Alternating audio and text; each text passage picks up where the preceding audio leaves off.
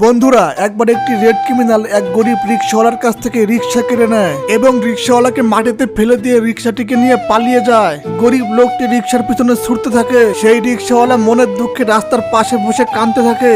সেই রাস্তার পাশ দিয়ে আসছিল স্পাইডারম্যান। তখন তাকে কাঁদতে দেখে সেখানে স্পাইডারম্যান যায়। তারপরে লোকটিকে সাথে নিয়ে সেই স্পাইডারম্যান ক্রিমিনালকে ধরার জন্য যায়। ক্রিমিনাল রাস্তার পাশে দাঁড়িয়ে মনের সুখে নাচছিল।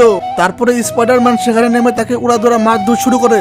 মার খেয়ে সেই রেড ক্রিমিনাল মাটিতে পড়ে যায় এবং তারা তিনজন মিলে খুশিতে নাচতে থাকে।